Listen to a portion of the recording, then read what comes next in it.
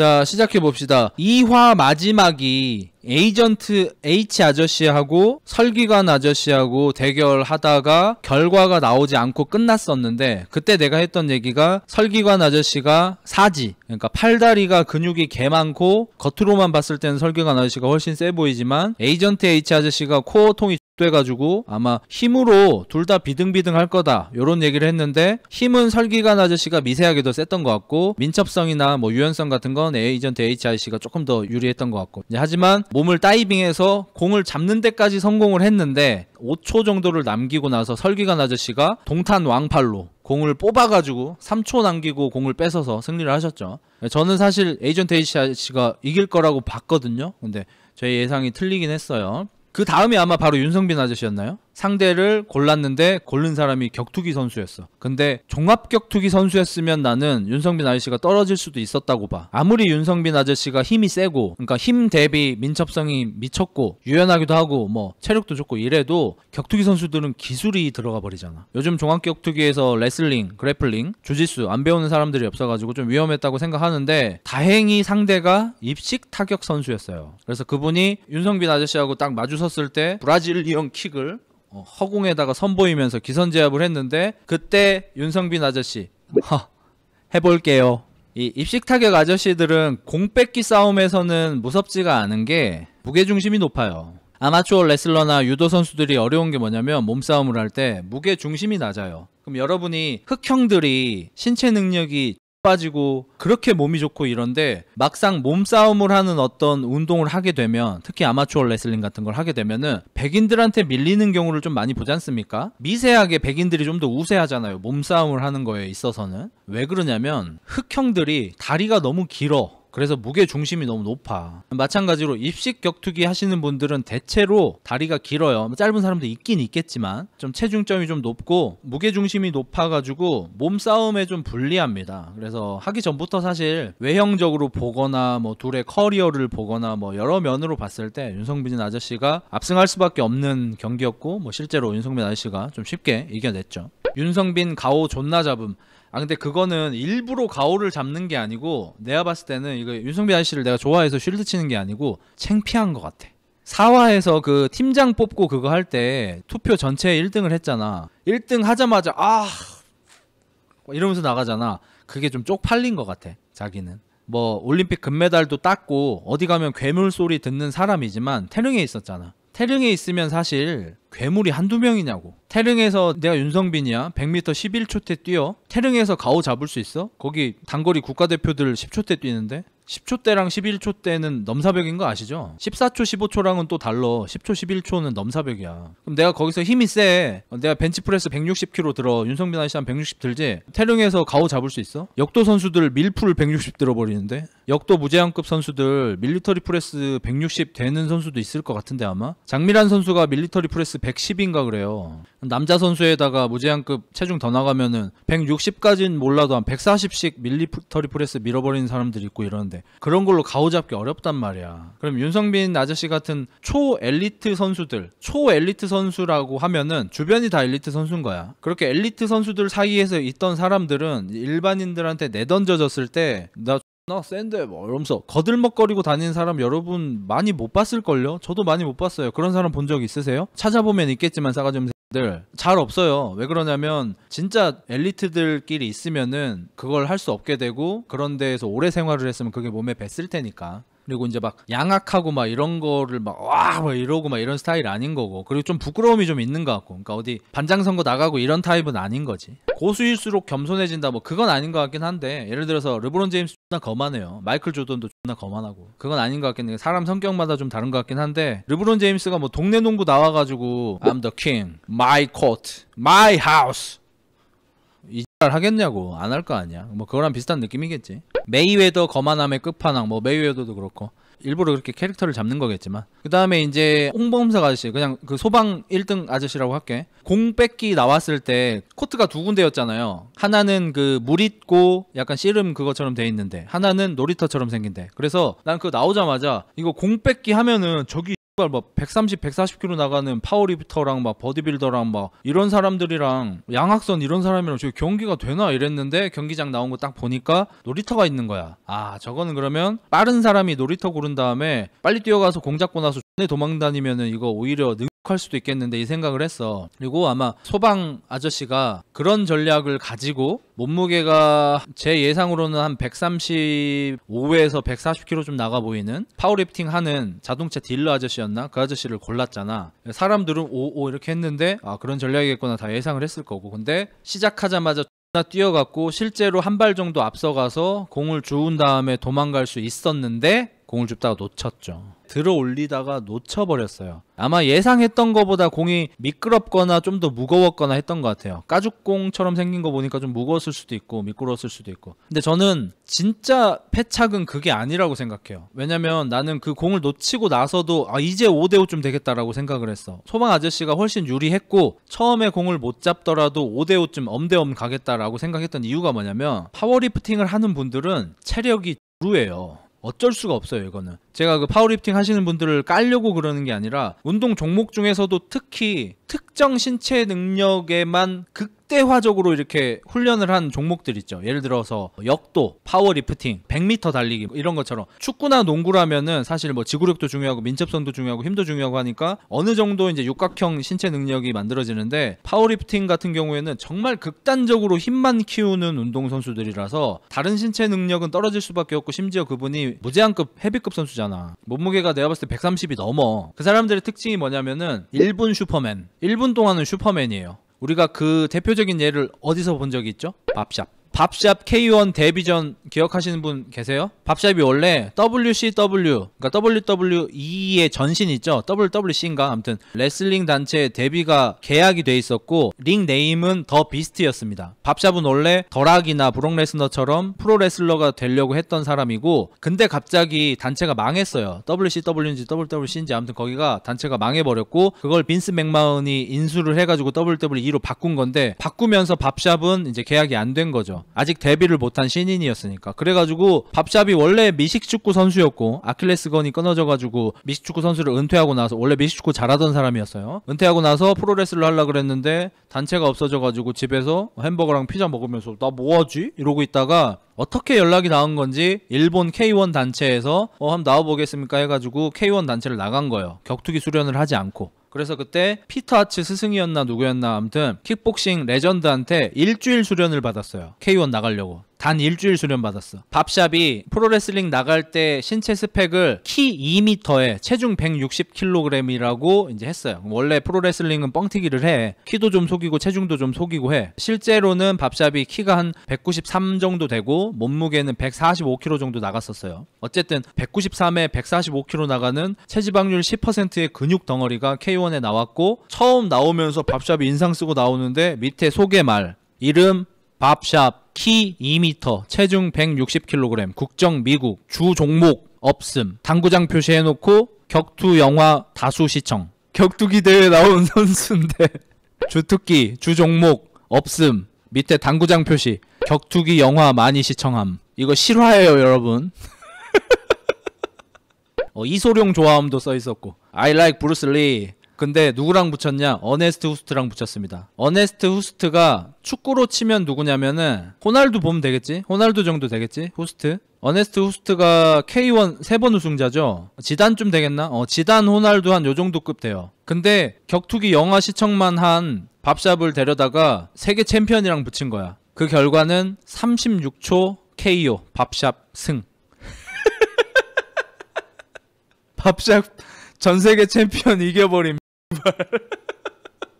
왠 줄 알아? 후스트는 킥복싱을 전문적으로 수련한 사람이고 엄청나게 정석적인 킥복싱을 구사해요. 그래서 그 유명한 크로캅도 K1에서 뛸 때 후스트한테 개같이 쳐맞았거든. 후스트한테 개같이 쳐맞아가지고 막 KO로 지고 이랬거든. 그러니까 킥복싱 머신이라고 생각하면 돼요. 후스트가 20여 년 동안 킥복싱 선수 생활을 하면서 여러 유형의 인간들을 봤을 거 아니야. 그 중에 밥샵의 케이스는 없었다 이거야.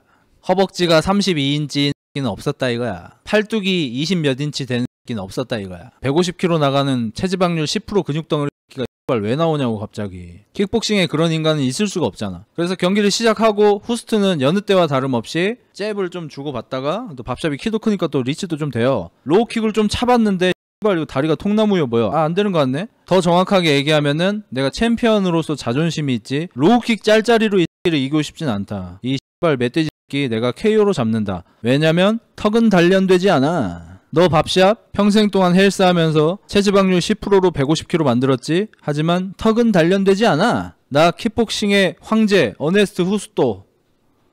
네 턱주가리 날리고 KO로 이긴다. 밥샵이 킥복싱 선생님한테 일주일 동안 배운 거 가드를 올려라. 근데 우리는 이렇게 가드를 올리면 얼굴이 보이죠? 여기로 들어올 거 아니야 주먹이. 밥샵은 저보다 팔둘레가 3배쯤 됩니다. 얼굴이 안 보여 X발. 다 가려져 있어. 안 보여. 이러고 들어와. 들어와가지고 밥샵은 이게 잽인지 스트레이트인지 알 수가 없는 이상한 펀치를 내기 시작합니다. 마치 우리 어렸을 때 태권도 배우듯이 태권도 흑자 태권도 하듯이 잽인지 스트레이트인지 모를 펀치를 내기 시작합니다. 어네스트 호스토는 생각했죠. 잽은 가드지. 그것은 잽이 아니었죠. 왜냐? 팔 무게가 웬만한 사람 다리 무게였으니까. 이건 사실상 프런트킥을 맞은 거예요. 어네스트 후스토 나의 20년 킥복싱 경력으로 잽은 가드로 막으면 그만이다. 하지만 사실 잽이 아니었죠. 웬만한 사람의 프런트킥이 날아오고 있었습니다. 왜냐하면 밥샵은 벤치프레스 100kg로 40개씩 드는 미친 새끼였으니까. 그럼 벤치프레스 40개, 한 손당 덤벨 프레스 50kg를 40번 한 겁니다. 어네스트 후스토는 그러면 50kg를 하나씩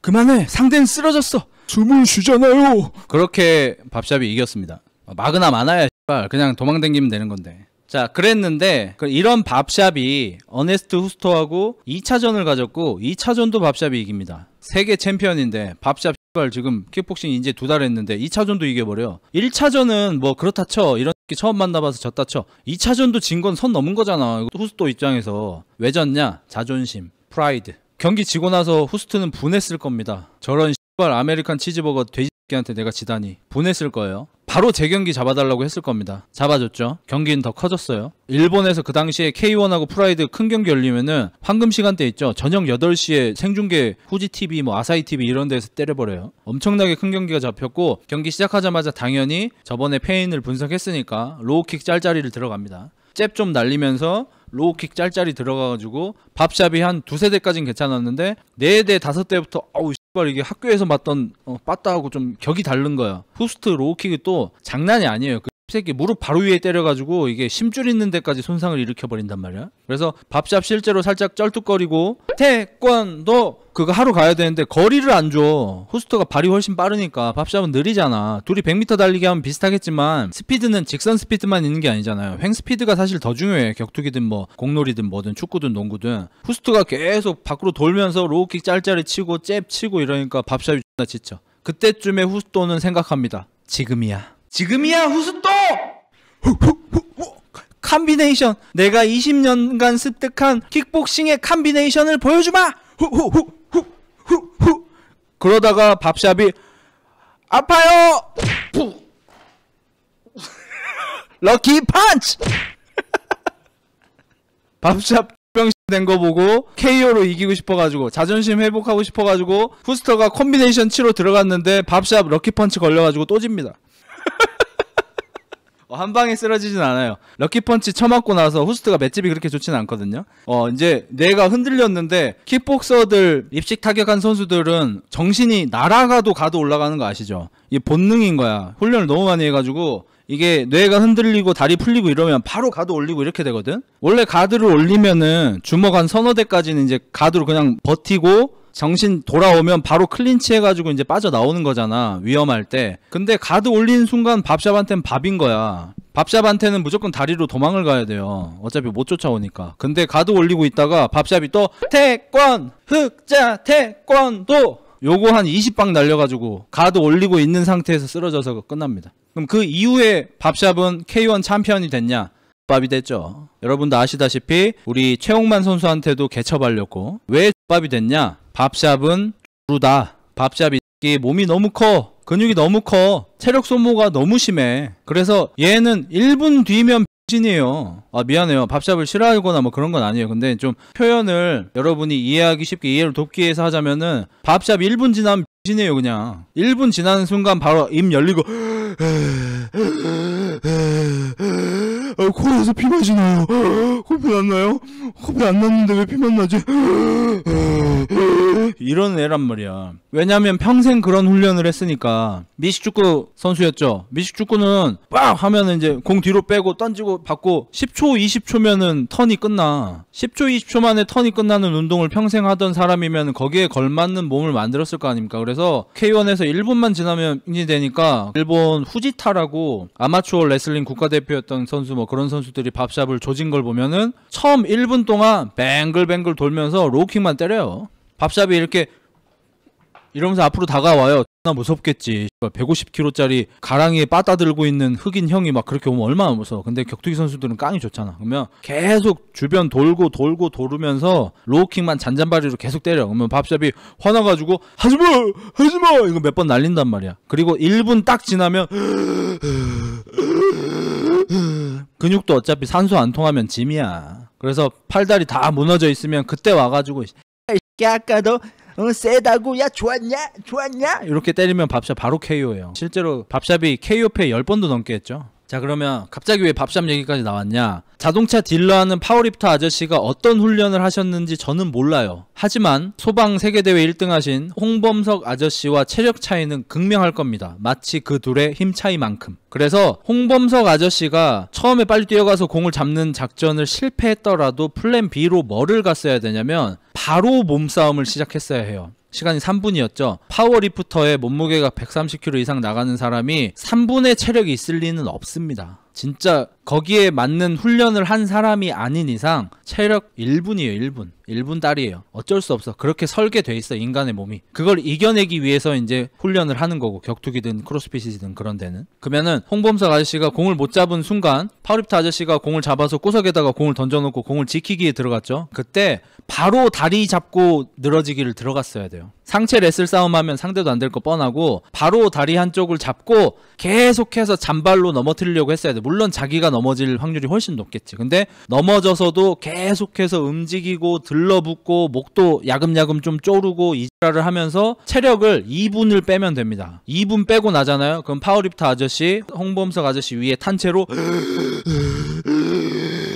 이렇게 돼요. 홍범석 아저씨 주특기가 중거리 달리기예요. 단거리 달리기는 홍범석 아저씨보다 빠른 사람 많고 마라톤도 홍범석 아저씨보다 빠른 사람 많은데 홍범석 아저씨의 주특기는 1000m, 2000m, 3000m 이런 거야. 그러면 3분 체력 최강인 거야 홍범석 아저씨가 사실상. 근데 그런 자기 이점을 살리지 못했어요. 그럼 이런 생각을 과연 못했겠냐? 그렇게 생각하진 않아요. 홍범석 아저씨도 이 생각 했을 거야. 체력적으로 내가 우위니까 이걸 체력 갉아먹기를 하자. 근데 안 했어. 왜 안 했지? 누구나 계획은 있어요. 처음 하기 전까지는. 여러분이 막상 130kg 나가는 파워리프터 앞에 서보면 몸싸움 하고 싶지 않아요. 집에 가고 싶어요. 소위 쫄인데 이거 나도 쫄고 니네도 쫄고 다 쫄아. 이거 뭐라고 하지 마. 왜냐면 격투기 선수가 아니니까. 격투기 선수들이 무서운 게 뭐예요? 맞을 거 알면서 들어가. 그러니까 격투기 선수들이 정말 무서운 게 그거예요. 맞을 거 알고 들어가는 거예요. 그게 무서운 거야. 근데 격투기 선수가 아닌 사람들은 그게 안 되죠, 당연히. 나도 알지. 홍범석 아저씨도 알지. 체력 갉아먹기 하면은 내가 체력이 더 좋으니까 지쳤을 때 상대하자 그러면 할만하다. 알지.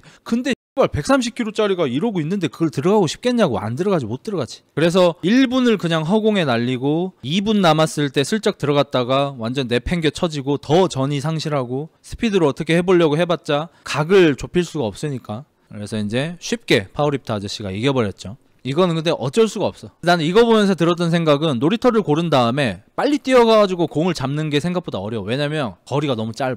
만약에 스타트 지점에서 공까지 한 30m 정도만 됐어도 홍범석 아저씨가 무조건 공 잡고 도망갔을 거야. 근데 그 거리가 한 15m 정도밖에 안 되는 것처럼 보였죠. 한 15, 20? 그 거리면은 파워리프팅도 어차피 순발력 운동에 들어가요. 바디빌더나 파워리프터들이 달리기 자체는 그렇게 느리지 않아요. 외국의 스트롱맨들을 빼고. 스트롱맨들은 달리기 존나 느려. 너무 몸이 무거워서. 파워리프터들도 달리기가 꽤나 빨라요. 그래서 거기에서 빨리 달려가서 공을 잡긴 좀 어려울 것 같아. 왜냐면 밀 수도 있고 이러니까. 그래서 저거를 발로 찼어야 된다 이 생각이 들긴 하더라. 축구선수 루즈볼 따는 것처럼 에 뛰어가서 공을 바깥쪽으로 팡 찬 다음에 2차적으로 뛰어가서 잡았어야 된다. 그러면은 확률이 더 올라갔겠다. 요런 느낌. 에디홀 100m 11초대라는디 옛날 얘기겠지. 옛날에 뛰었다 이거겠지. 김강민 아저씨도 달리기가 빠르죠. 왜냐면 바디빌딩식 훈련도 어쨌든 굳이 나누자면 지구력 훈련이 아니라 순발력 훈련입니다. 웨이트 트레이닝 자체가. 저도 태생 멸치인데 65에서 85로 벌크업하고 단거리는 몸무게 늘어난 지금이 훨씬 빠릅니다. 물론 중거리부터는 못 뛴. 그러니까 요걸 요렇게 비교하면 안 되고 네가 65kg일 때 단거리 스프린트 훈련을 한 너, 그 다음에 85kg로 벌크업이 된 헬스를 한 너, 이렇게 달리기를 하면 무조건 65kg대가 이기는 거지. 근데 너는 65kg 멸치일 때는 운동 자체를 아예 안 했잖아. 그리고 지금은 운동을 하는 사람이고, 이제 이렇게 비교를 해버리면 종목 간 우열을 가릴 수가 없지. 근데 너 개인적으로는 굉장한 성장을 이뤄낸 게 맞아. 뭘 하는지 모르겠노. 설빈아, 괜찮아. 난 전응지를 지지해. 응원해. 네가 지금 70kg 나간다 치자. 지금 네가 100m 달리기 연습을 해. 체중은 그대로야. 70kg. 그 다음에 네가 헬스장을 가가지고 근육을 10kg 붙여서 80kg가 돼. 누가 달리기가 빠를까 이 얘기야. 요게 더 빠르다고. 이준명 아저씨하고 플로리안이라는 이제 독일 분하고 붙었는데, 제가 알기로 플로리안 씨가 아마 약쟁이에요. 여러분은 잘 모르겠지만 여러분이 그거 보면서 김강민, 안다정, 성씨가 제가 좀 헷갈리는데 춘리 씨 뭐 이런 분들 보면서 야 왜 약쟁이 나오냐 이러는데, 플로리안 씨도 약쟁입니다. 그 우리나라의 WNC라는 내추럴 보디빌딩 대회가 있고요. 여기 보시면은 도핑 테스트 불합격 걸려가지고 박제가 돼 있습니다. WCN 홈페이지에. 요분 맞죠? 이름만 똑같은 동명이인인가 해가지고 얼굴이 많이 달라졌더라고. 이분이 맞는지 확실히 모르겠어. 맞아? 그러니까 동명이인일 수도 있잖아. 똑같이 독일 사람이고 똑같이 이름이 플로리안일 수도 있잖아. 맞다면 이제 피지컬 100에 나온 그분이 맞고, 보면 확실히 약 들어갈 때는 얼굴이 많이 남자답죠. 지금은 얼굴이 많이 유하잖아. 여러분도 만약에 남성 호르몬 들어가고 스테로이드 들어가고 하면은 얼굴이 무섭게 변합니다. 남자답게. 빠지면은 다시 좀 유해지고. 어쨌든 그렇습니다. 준명이라고 할게요. 헬스갤러리에서도 어차피 반말했던 사이니까 약쟁이랑 붙었는데 체중이 아마 10kg 이상 차이 나겠죠. 철봉왕 이준명이가 약쟁이 플로리안 잡고 올라갔습니다. 잘했다 준명아. 준명이 응원해. 이준명님도 헬스갤러리 출신이구나. 이거 내가 아우팅을 2개나 해버린 거야? 플로리안 것만 한 게 아니고 준명이 것도 내가 지금 아우팅 해버린 거지. 준명이 헬겔 출신인데 걔도 들어온 데 있어. 잘 파봐. 똥대 똥이었어. 농담이고, 준명이는 점잖게 갤질하던 친구입니다. 준명이는 저처럼 헬스갤러리에서 더러운 글 쓰던 애가 아니고요. 그냥 오늘의 운동, 오늘 턱걸이 20개 했습니다 뭐 이런 친구였어요. 학생이었고 고딩이었는데 운동 좋아하는 친구였어요. 자, 그리고 뻘컵님이 이제 어그로를 좀 끄셨죠. 뻘컵님이 매달리기를 좀 상위권 하셨나봐요. 해가지고 남은 사람 중에 자기가 제일 세다고 생각하는 사람 나오세요. 나 세다고 생각하는 사람 나오세요. 나와. 이렇게 했는데 눈이 떨리더라고. 그러니까 이게 어차피 우승을 노리진 않고 내가 나는 인플루언서로서 이름 알리려고 온 건데, 옆에 보니까 무서운 사람 너무 많은데, 하지만 그냥 집에 갈 수는 없고 임팩트 한번 줘야겠다. 남은 새끼 중에 제일 센 새끼 나와 하는데 눈이 팍 떨리더라고. 관상이 야생마 아저씨 관상이더만. 요게 야생마 아저씨인데, 뻘컵 아저씨가 또 둘이 친분도 아마 있는 걸로 알고 있고. 야생마 아니야 이 사람? 야생마 화이트 태닝 했네. 이거 야생마 아저씨 부캐구나. 태닝하면 야생마, 화이트 태닝하면 뻘컵. 부캐네 부캐. 이게 야생마인데 똑같잖아. 뭐가 달라? 똑같이 생겼는데? 피부관리실 가면은 뻘컵이고 김웅서 태닝샵 가면은 야생마고 이렇게 되는 거지. 아무튼 그래가지고 뻘컵 아저씨가 약간 어그로를 끄시더라고. 근데 여러분 이해하세요. 원래 방송은 그걸 원해. PD도 그걸 원해. 그 앞에 사람들 막, 특히 윤성빈 아저씨가 메인 캐스팅 된 사람 중에 한 명이잖아. 근데 PD가 좀 아쉬울 거야. 윤성빈 아저씨 말도 안 하고 상대 고르라 그러면 진짜 이름만 딱 얘기하고, 소감 어떠냐 그러면 뭐 열심히 하겠습니다. 시선 집중되면 부끄러워가지고 막 딴 데 쳐다보고 막 이래버리니까 PD 입장에서는 좀 그래. 근데 그때쯤에 갑자기 뻘컵이라는 사람이 나와가지고 남은 새끼 중에 제일 센 새끼 나와 이랬을 때 PD의 마음은 간발의 뻘컵! 뻘컵상 간발해요! 이게 PD 마음이야. PD는 저런 사람을 봐라. 근데 조금 아쉬운 게 뭐냐, 기왕 어그로를 끌 거였으면 야 남은 놈 중에 제일 센 놈 나와 이럴 게 아니라, 내가 뻘컵 아저씨야, 어그로 끌고 나 이번에 어차피 떨어질 거야. 그러면 나 같으면 아키야마! 추성훈 아저씨 일본 이름이야. 아키야마. 아키야마 요시로 니혼진! 이 정도까지 갔어야지. 기왕 어그로 끌 거면 이 정도까지 갔어야지. 남은 사람 중에 제일 센 놈 나와. 자기도 사실 무서우니까. 이름 말하기 무서우니까. 추성훈 나와. 이것도 안 돼. 아키야마 요시로 니온지 고노야로. 이 정도 해버려야지. 어그로 기왕 끌 거면. 아, 추성훈 아저씨 미안합니다. 추성훈 선생님 제가 정말 좋아하는 분이고 사적인 나쁜 감정은 1도 없습니다. 오히려 존경하는 분입니다. 하지만 방송을 위해서라면 이 정도 해야지. 추성훈 아저씨하고 뻘컵하고 딱 마주보고서 추성훈 아저씨 평정심 가지고 있어. 격투기 선수들 특징 평정심 유지 잘함. 빡쳤어 지금. 일본 이름 불러서 빡쳤는데 그냥 이렇게 내 이름은 추성훈 이렇게 이제 할 거야. 그때 한 방 더 날려야 돼. 아이짱 사랑이 잘 있습니까? 그러면 이제 추성훈 아저씨 얼굴 벌개지면서 사랑이 안 돼. 이러면 이제 PD가 yes yes yes yes 뻘컵 yes. 추성훈 아저씨 얼굴 벌개져가지고 저 새끼 나 죽인다. 코러스 뻘컵. 경기 들어가자마자 뭐 공이 어딨어. 추성훈 아저씨 바로 옆에 가가지고 옆방으로 들어갈 걸. 그냥 케이지 열고 나오는 게 아니라 시작하자마자 옆방으로 들어가가지고 뻘컵 위에 올라타가지고 막 파운딩. 그럼 뻘컵 뭐해? 아 시노자키 아이였습니다. 우에하라 아이였습니다. 이렇게 됐으면 시청률 20%야 이거. 이렇게 했으면 시청률 20%라고 이거. 쇼츠 이거 1000만 뷰 나와 이거 쇼츠. 답답하다 답답해 진짜. 일본까지 합쳐가지고 이거 쇼츠로 3000만 뷰씩 나와 이거. 야 시노자키 아이라는데 안 웃겨? 우에하라 아이라는데 안 웃겨 니들? 이거 쇼츠 3000만 뷰 나온다니까. 일본 사람들도 봐가지고. 갑자기 우에하라 아이 땡기네. 참고로 헬스갤러리 시절 제 별명이 우에하라 흑자였습니다. 전 자부심 있어요. 자부심 있어요. 창피하지 않아요. 그리고 그 경기 끝나고 나서 이제 성대결이 하나 있었죠. 유명한